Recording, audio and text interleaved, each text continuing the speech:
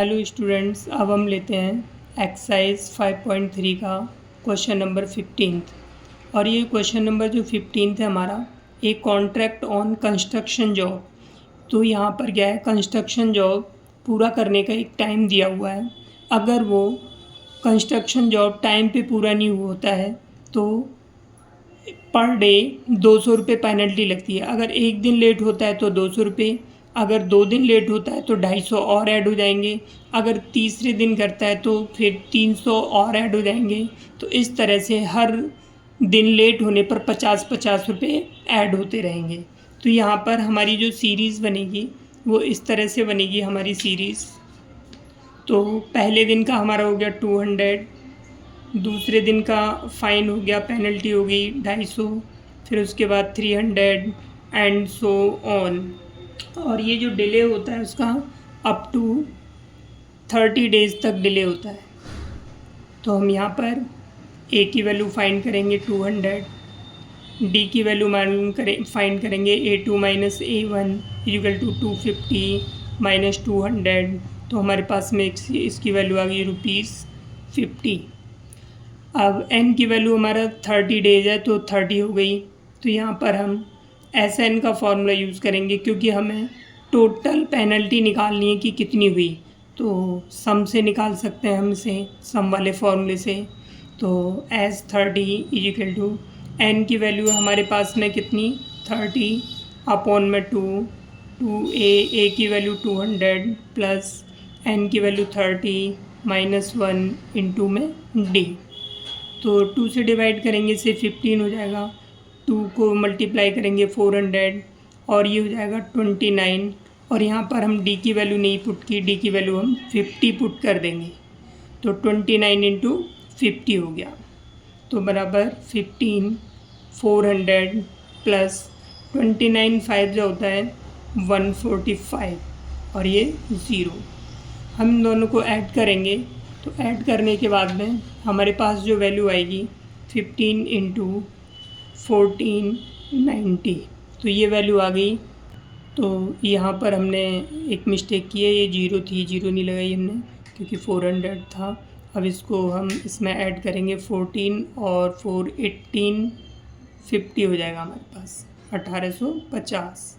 हम इसको इससे मल्टीप्लाई करेंगे 27750। आप इसको मल्टीप्लाई करके देख सकते हो। तो इस तरह से उसे 30 दिन का 27,750 रुपये पेनल्टी देनी पड़ेगी। यहाँ पर हमें जो 16th क्वेश्चन है, 16th क्वेश्चन में क्या है, सम ऑफ ₹700। हमारे पास 700 रुपीज़ हैं, उसको हमें 7 स्टूडेंट्स में डिवाइड करना है और पहले बच्चे को जो प्राइज़ मिलेगा उससे अगले बच्चे को -20 रुपये लेस मिलना चाहिए, कम मिलना चाहिए। तो हमारे पास 7 है इनकी वैल्यू, तो S7 की वैल्यू 700 दे रखी है हमें। तो हम यहाँ पर SN का फॉर्मूला यूज़ करेंगे। तो SN equal to N/2 2A plus N-1 into D, ये फॉर्मूला यूज़ करेंगे। तो SN की वैल्यू हमारे पास 700 हो गई, N की वैल्यू 7 हो गई, 2A की वैल्यू हमें फाइंड करनी है प्लस N की वैल्यू 7 माइनस और D की वैल्यू माइनस में 20। ये हमारे पास वैल्यू जो माइनस में, इसीलिए हम इस वैल्यू को ब्रैकेट में लिखेंगे। अब उसके बाद ये हमारे पास है 700, तो इस 7/2 को हम इधर ले आते हैं तो 2/7 हो जाएगा, ये ट्रांसफ़र कर दिया।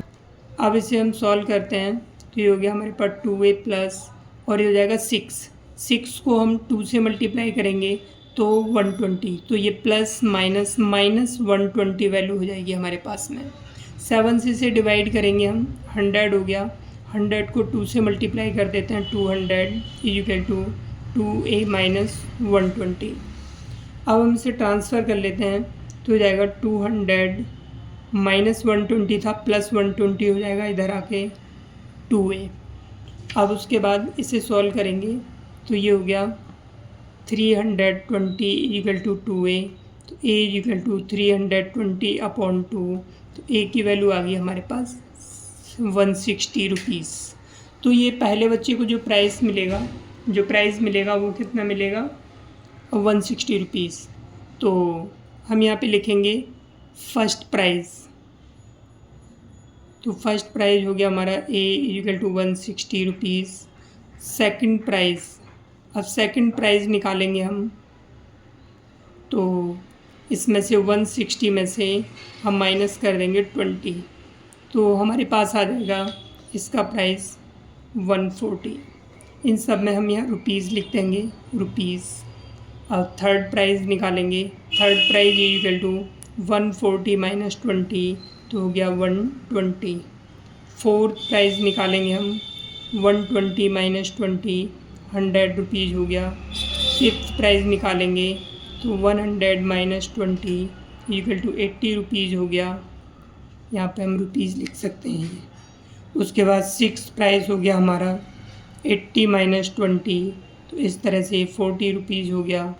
और हमारा रह गया सेवन्थ प्राइस, तो सेवन्थ प्राइस हमारा हो गया 40 माइनस 20, तो रुपीज़ 20। तो इस तरह से हम ये 7 प्राइजेज़ हमारे ये हो गए, 7 बच्चों को हम इसे दे सकते हैं। तो ये आज का कौन सा क्वेश्चन था हमारा, 16th क्वेश्चन। बाकी क्वेश्चन अगली वीडियोज़ में होगा, देख लेना।